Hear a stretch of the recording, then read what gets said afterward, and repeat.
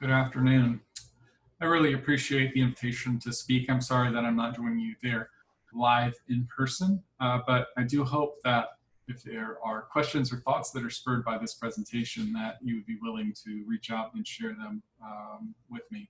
My name is Martin Seay. I am a department chair and associate professor of personal financial planning at Kansas State University, so about as far away from you as it can possibly be at this time. Today, I'm going to share a little bit with you around my research agenda and how it has been informing the relationship between financial literacy, financial well-being, and mortgage decisions.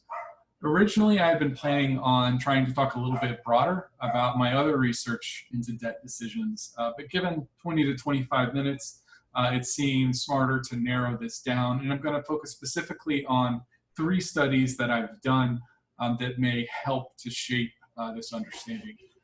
I am going to focus on my own research a little bit for this, but I know there's been lots of really good work that's been done out there. It's well cited in my work to understand this, but for the purpose of this narrative, I'm going to focus mostly on that work.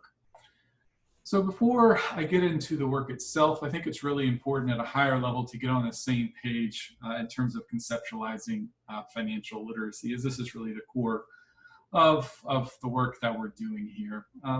And despite a clear call from Houston in 2010 and sort of her seminal article on measuring financial literacy, the term financial literacy is still inconsistently defined and inconsistently measured.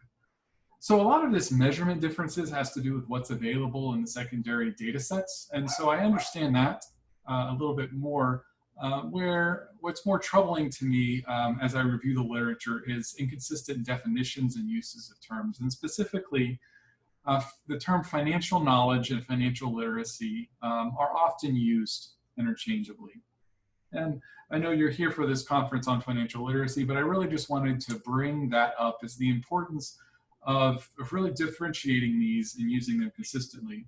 Of course, I'm only bringing this to you because I face frustrations as a reviewer, reading articles, as a reviewer providing feedback, and authors that didn't want to treat these items as different. And I think we really have to take a stand and call a spade a spade. It's not a problem if we're just looking at knowledge. It's not a problem if we're looking at broader literacy. We just need to be really clear and consistent to better inform the literature.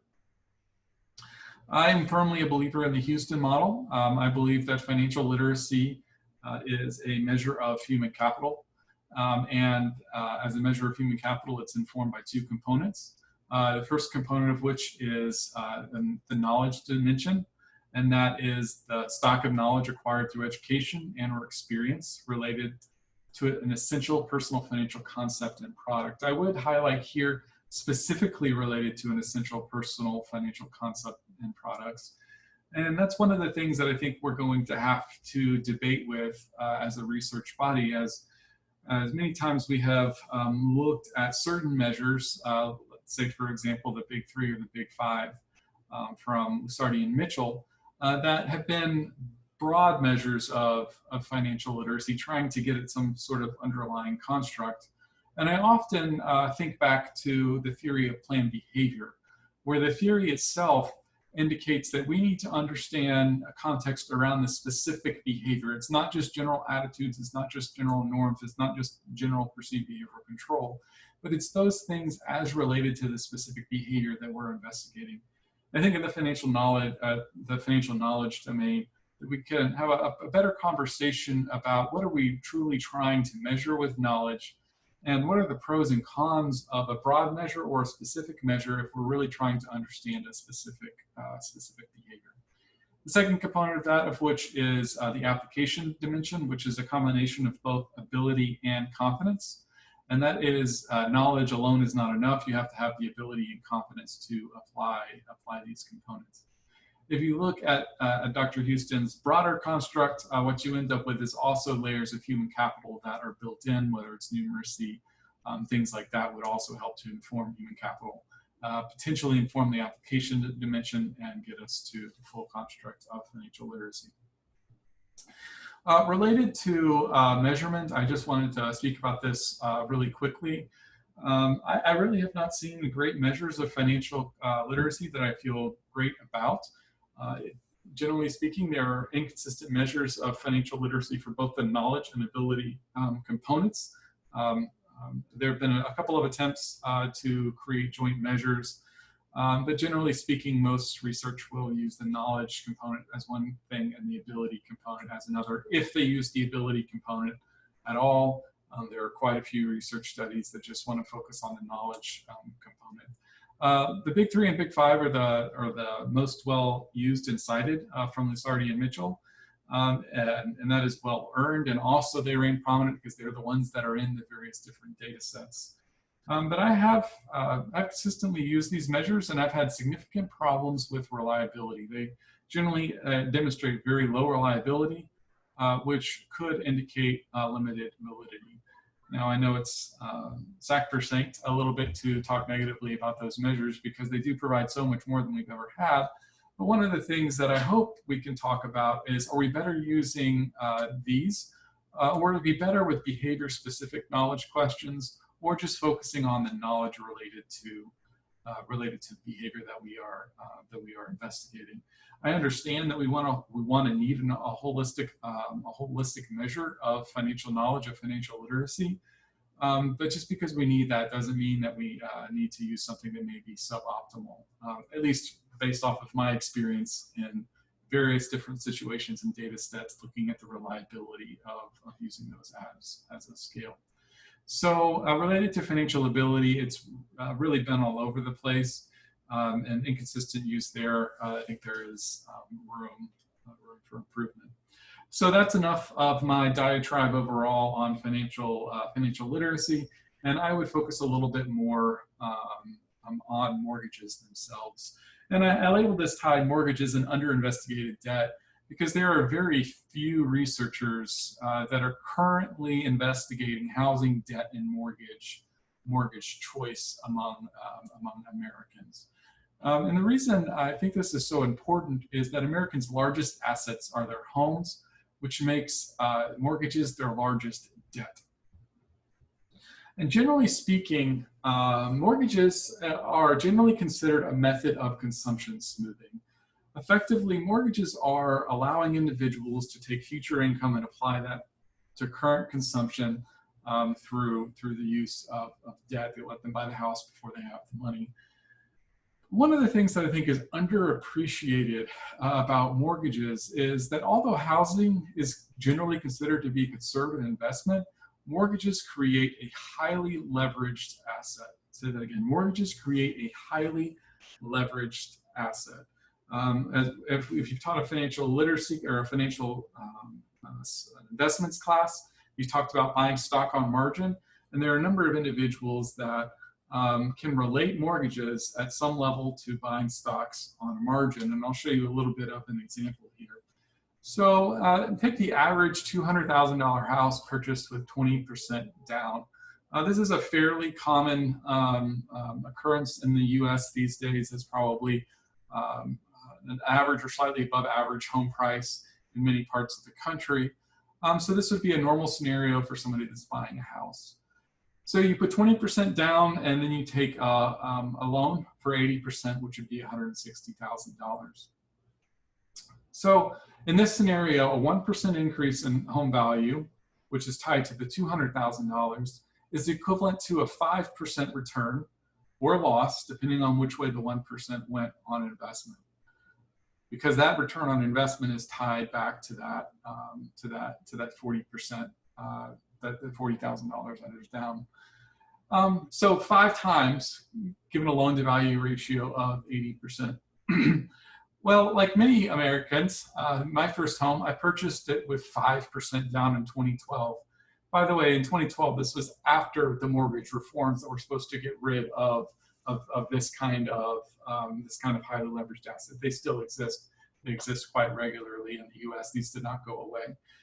For me, when I first bought my house, because of this 5% down, a 1% increase or decrease in home value is equivalent to a 20% return or loss on an investment if I bought a $200,000 house. I actually bought a $230,000 house. So I had quite the risk in those early years. The other reason why this is more important than ever is Americans are moving more often. They're changing homes more often. They're refinancing more often. Whereas it used to be a slow cycle, you lived in the same house over time, which sort of brought down that risk profile. And you had individuals that paid off their mortgages.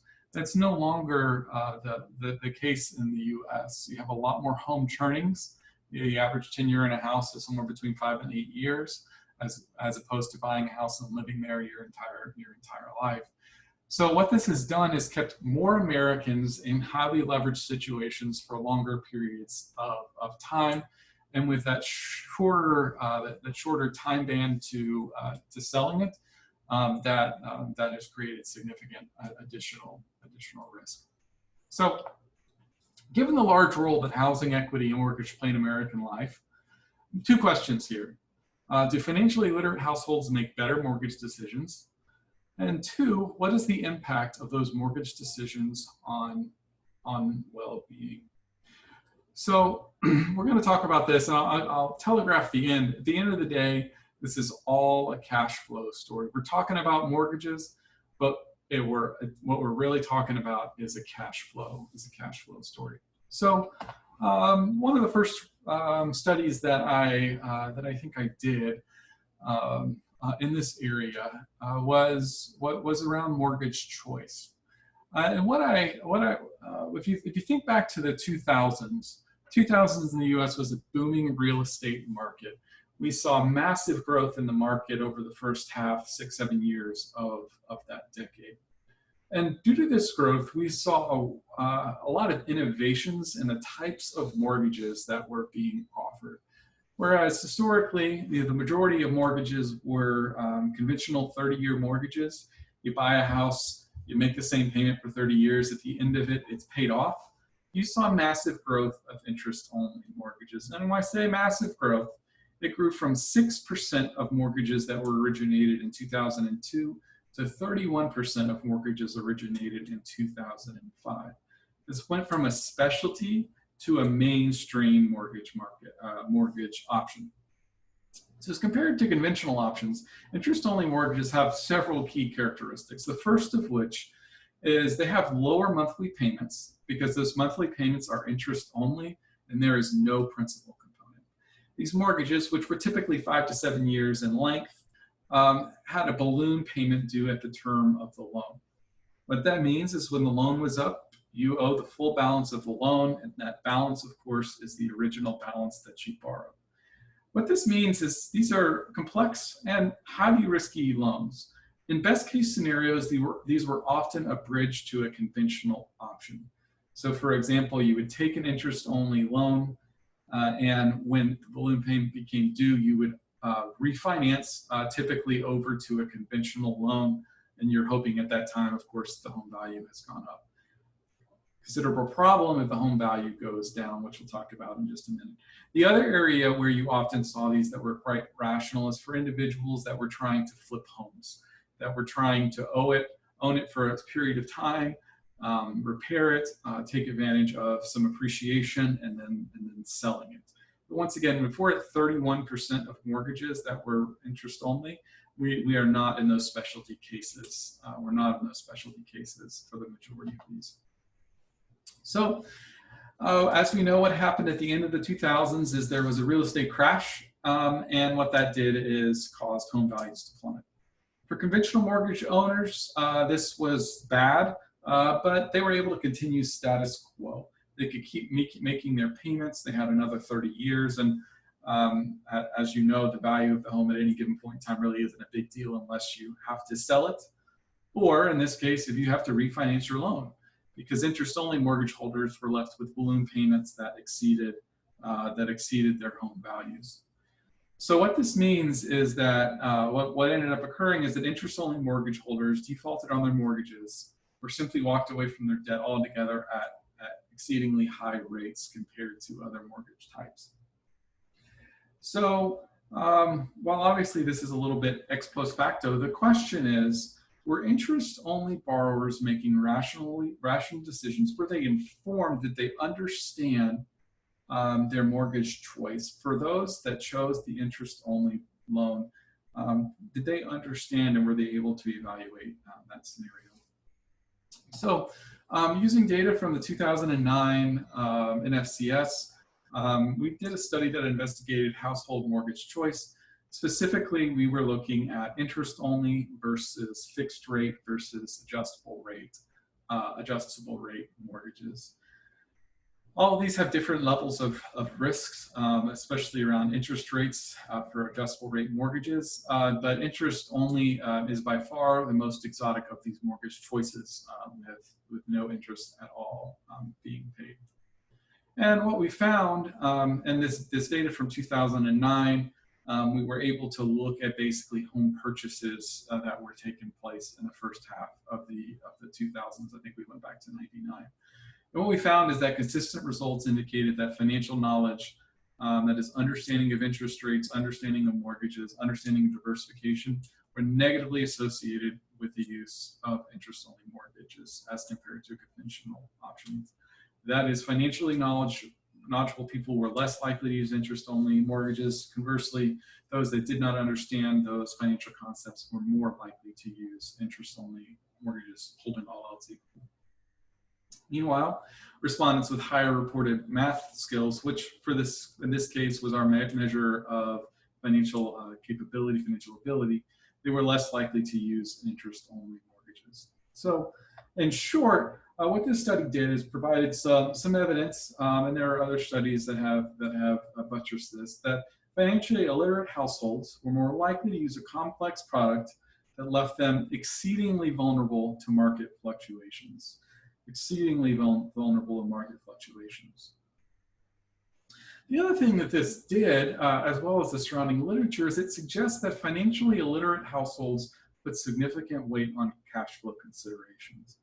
Let me share a little bit more with that. The big thing that determines how much house you can buy is what your monthly borrowing amount is. One of the things that was common during this time was for you to try to set up your mortgage in a way, especially in appreciating home values, so that you could buy the most house possible. Interest-only mortgages were the best way to do this because with there being no principal component, your monthly payment would be significantly lower, which makes your borrowing amount significantly higher.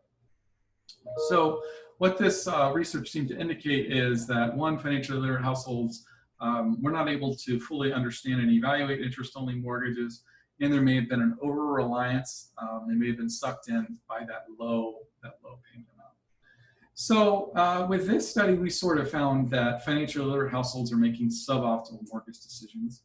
But my next question is what are illiterate households doing with mortgages? So they avoided doing this, but are they doing ways to take advantages of mortgages? So there's a body of literature out there, and Smith, Finca, and Houston were one of the first to go along this line that indicated that holding mortgage debt may be a rational choice. That is, it may be rational to seek or maintain mortgage debt. And a lot of this was framed around the interest rate market that has been prevalent in the US for quite a while now, with historically low or relatively historically low interest rates on mortgages. And what this allows you to do, and especially with a fixed rate mortgage, for example, I have a 15-year mortgage at 2.65% right now on my house in Manhattan, Kansas. It allows me to have a fixed borrowing cost. That allows me to, keeping that mortgage and maintaining that mortgage, and allows me to place assets in other places. For example, I'm able to put more money in my retirement account with a time horizon of 30 years, that with the average stock market return over that time period being around a 7% return. So I'm paying a guaranteed carrying cost of 2.65%. That, by the way, at least until recently, had tax deductibility. That went away with Trump tax reforms. I am able to basically have a 2.65 carrying cost. It used to be smaller than that, so that I can keep money and invest money in a longer term asset growing thing in the stock market. And so in 2016, Smith and I put together a paper that actually showed this trade-off and how it can make sense to follow through with this. And we did provide some preliminary evidence that sophisticated households were, in fact, making a rational decision here. Now, the next thing that we did on this, though, is we tried to understand how households were acting around this mortgage choice, about having a mortgage and about actively maintaining higher loan balances. And so KT Kim out of Alabama and I and Hiram Smith did this using the 2010 and 2013 Survey of Consumer Finances. And in this, we investigated the relationship between literacy and mortgage decisions among middle-aged households. So these are the prime mortgage holding individuals. And what we found here is that during this time of record low interest rates, financial sophistication was positively associated both with having a mortgage, holding all else equal, and among those that had a mortgage, higher loan to value ratios. One of the things we did in this is we applied the Heckman two-stage correction to deal with selection bias that could occur if we just looked at loan to value ratios alone. And this result did carry through in both scenarios. And what this suggests is that financially literate households may be using leverage to increase asset return.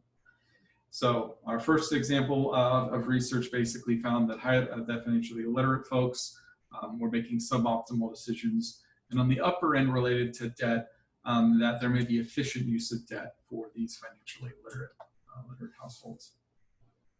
So from there, I tried to connect mortgage debt with well-being. Because at the end of the day, I think the end goal is its utility and it's maximizing well-being. So what role do mortgages play in informing financial well-being? And there's a body of literature out there that says you can't just look at the financial cost or financial benefits of any specific recommendation. You also have to look at the psychological costs that might be incurred by taking a financial act. For example, that's why you typically would recommend using the snowball method in paying off credit cards. While rationally, you want to go ahead and have individuals pay off the highest interest rate, the psychological win is far more important than the dollars saved by having them pay off the one that they can pay off to completion quicker. In this case, related to mortgages, even though it may be financially rational to hold a mortgage, is there a psychological cost to holding this debt? And Brown, Taylor, and Price did sort of the first research, really good research on this in 2005, and they found that basically different debt types can be viewed differently. And I think we provided some insight into this, but basically do financial literacy and mortgage debt influence well-being? So we did a study in 2015 where we sought to understand financial satisfaction among retired folks in the US. And we did this using data from the 2012 NFCS. And we sought to both connect the literacy and the debt component onto financial satisfaction.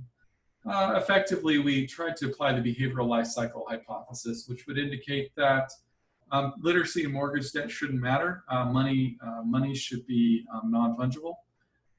But after you consider that, understanding if money should be fungible in the life cycle approach. After considering that, would mortgage debt reveal a bias? And what we found is that after controlling for financial literacy and an individual's comfort level with debt, there's no significant impact of holding a mortgage on financial sophistication.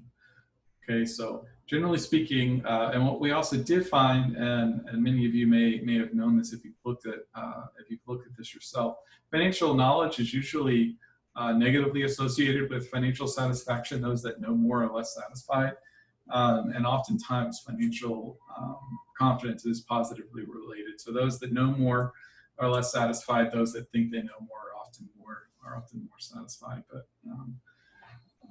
One of the things that is really critical in this, that's related back to the other research that we found, is that if you look at the magnitude of relationships, significant evidence indicated the importance of financial fundamentals. So while literacy was significant and mortgage debt was insignificant, really the driver of satisfaction levels, and this has been true in pretty much every financial satisfaction study you've seen, has been the presence of an emergency fund and difficulty paying bills. In other words, for those with cash flow constraints, financial satisfaction was significantly limited. Those that didn't feel that were able to make higher level decisions. So when you synthesize these together, what you see is divergent use of mortgage debt between the financially literate and the financially illiterate. While the financially literate households appear to be using debt in ways to increase well-being, increase long-term net worth, financially illiterate households appear to struggle to evaluate the implications of new products and may be overly reliant on the impact on short-term cash flows in terms of their evaluations.